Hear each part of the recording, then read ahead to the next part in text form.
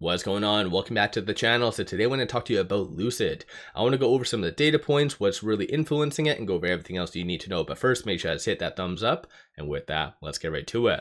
So Lucid is down 3.43%, 267 the low, 278 the high. Rather low volume, and so that is linked to a couple different things. Tesla earnings coming out later today, and I don't need to tell you, whatever happens to Tesla, good, bad, and the ugly, will trickle down to other EVs. Currently, the implied move is around at 8%, so it could go in either direction, 8%. So especially when it comes down to Lucid and Rivian, usually that's magnified. So if Tesla goes down, for instance, 8%, Lucid's usually around 10-ish. So yeah, it's going to be a fun ride, but there's actually quite a lot more to talk on that's really influencing Lucid. One is this right here. So this came out yesterday. So Trump freezing targets, the green bank, and also EV tax credits.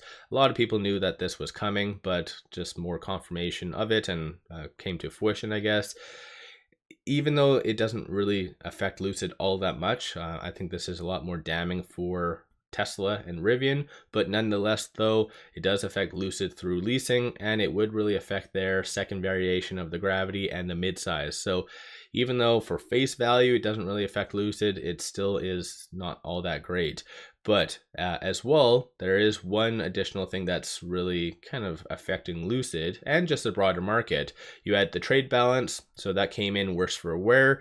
So 122.11 billion negative, of course, versus a forecast of negative 106 billion. So that is one data point that came in very, very low. And that in reality, I don't think anyone was really focusing on that. So that's what really spooked the broader market this morning and is causing a larger pullback in its entirety. But I think just the market was somewhat jittery about the Fed decision rate later today. So most likely there won't be any cut or anything, but what is stated afterwards, that is going to really move the market and especially the EV sector, which is very sensitive to interest rates.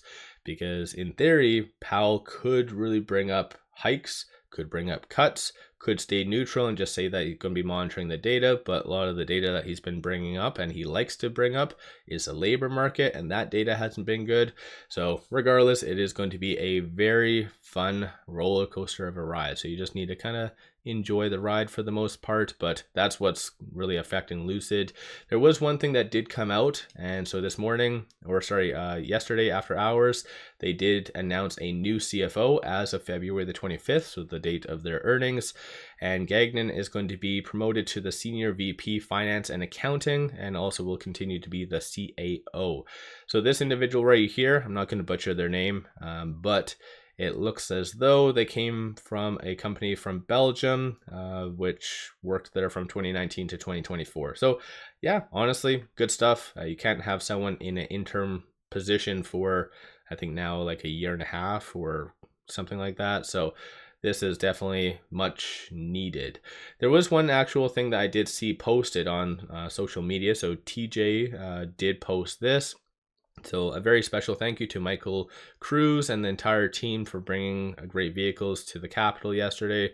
So this, I don't know why this post doesn't really mean that much, and obviously you don't really need to buy based on this, but I don't know why. I remember in 2023, so way back when, this individual, I love honesty, and I think for those of you that watch my channel and whatever, you know that's why I like Faisal Sultan, because he's like a straight arrow. He says, and he's not there to entertain. He doesn't care to hype up investors. Hey, we're going to do this. We're going to do this. We're going to do this. Like just straight facts. And so far, everything he's ever stated has come to fruition. This individual, so in 2023, I think I got a lot of hate because I started to, even prior to that in 2022, read between the lines and see that there was a demand issue. A lot of people said no, that I was just spreading FUD, but turns out very accurate. This individual right here did do this. And so despite hitting a bump, Lucid says it's here for the long haul. This was April 4th, 2023.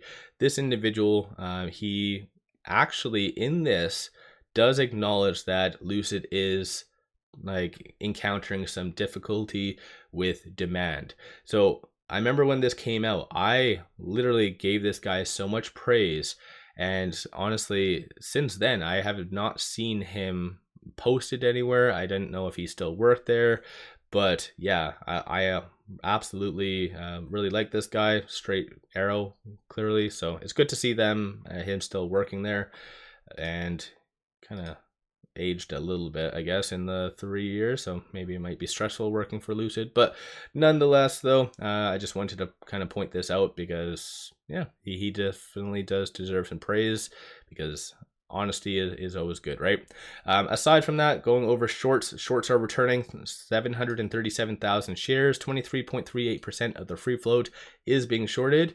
And in case you missed my video yesterday, the reason why that did go up is because of this.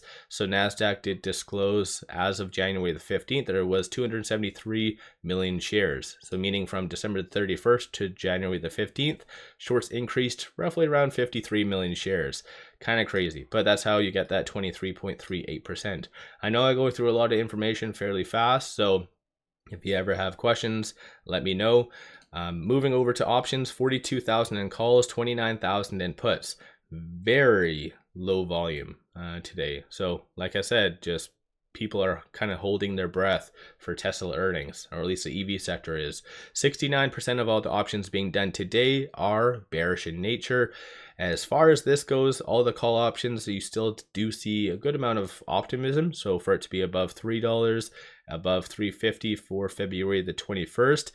One thing that I have no idea, doesn't make sense. So February the 28th, that would encumber their earnings. You don't see any activity. And I've been bringing this up for like the last 2 weeks. Like nobody seems to be hedging with Lucid's earnings, which is kind of weird. Like you don't see any real optimism. You don't see any bearishness. Like it's just absolutely weird. But nonetheless, these are all the actual bearers, what they're doing. So they're anticipating for it to be sub 250. So let me know your thoughts on that. These are all the transactions occurring on the secondary market above $100,000. So kind of just matching with the lower volume. So 2 buys though, one for 560,000, the other one for 276, and then 1 sell for 132,000. But moving on from here though, with it at $2.70, it's recovering slightly. So trading between this pivot and this S1, so 265 will be a key support to really watch and hold. Flip side, 282, and then $3 is going to be the next round target / resistance points. No new analyst ratings, nothing along those lines.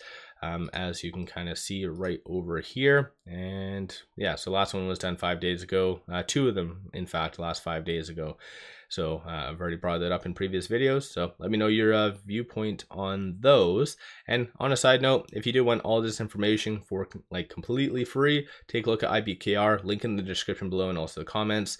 A lot of good information right here. And I recommend a lot of people signing up for IBKR if you just want to kind of know what analysts are doing, which all of this is from TipRanks. Normally you have to pay for, but through IBKR, they give it for free.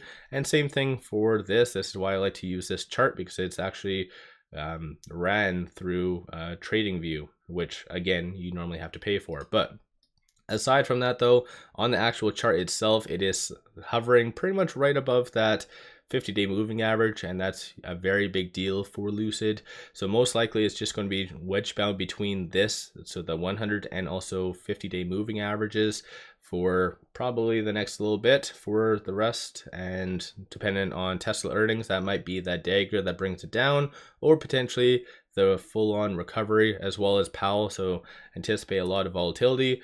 Volatility and options are pretty much best of friends, so definitely take the time to research options. But right now it is below the ALMA. On a positive note, stochastic RSI is very oversold, so a good piece of news. You could see a nice kind of value recovery associated to that. So let me know your viewpoint on Lucid. What's your thoughts on pretty much everything that I brought up? Like, what's your thoughts on the EV tax credits? Are you surprised? CFO change, like, do you think that's a good catalyst to buy or sell Lucid because of that? I think it's a good FYI. It's not a good reason to buy Lucid, but then again, what do I know, right?